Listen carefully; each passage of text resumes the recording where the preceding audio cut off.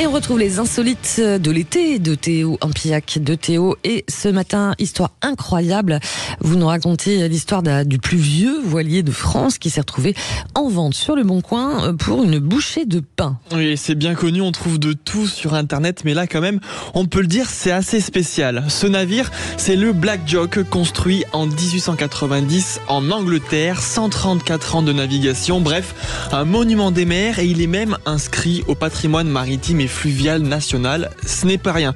Celui qui l'a mis en vente, c'est Jean-François Coudreau, résident de Pornichet.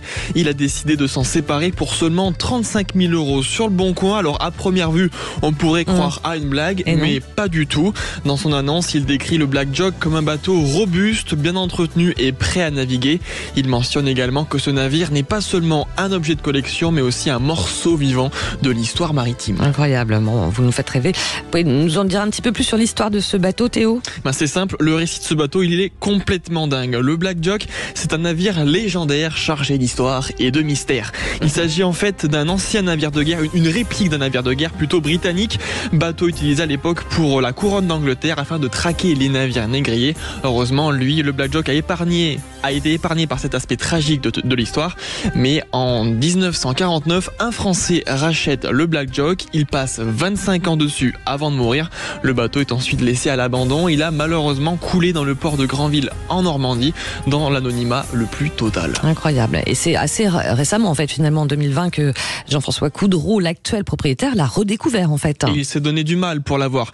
Il l'a sorti de l'eau, remis à flot, ramené à Nantes et restauré. Un véritable travail d'orfèvre pour retaper l'épave qui lui a demandé, rendez-vous compte, plus de 1500 heures de travail.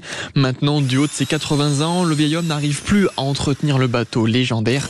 Il le cède donc à contre-cœur à une personne qui sera passionnée, ce qui explique la somme dérisoire du prix de vente de 35 000 €. Ouais, d'accord, bien compris. Il a de quoi être rassuré parce que ces derniers jours, il a donc réussi à trouver un repreneur pour son joyau. Et c'est oui, ça. et c'est une repreneuse. Après plusieurs visites infructueuses, le Nantais a trouvé la future propriétaire de son bateau, une dame assez âgée, propriétaire déjà d'un bateau à Pouliguen, pardon, c'est un village à côté de Nantes. Il faut bien prononcer la bretonne. Sinon les Nantais vont pas être contents. Ça, c'est sûr. Et donc Jean-François Coudreau explique dans les colonnes d'actu.fr, cette dame est tombée amoureuse du voilier et je lui ai donc vendu au prix initial que l'on s'était fixé.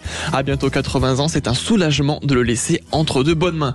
Grâce à cette passionnée de voile, donc le patrimoine maritime est sauvegardé. Alors il ne va pas reprendre l'océan tout de suite, ce bateau, il va encore rester quelques temps à quai dans le port de Pornichet, mais d'ici quelques mois, le somptueux navire à coque noire pourra de nouveau voguer sur les flots. Voilà, une belle histoire revisitée par Théo. Merci beaucoup.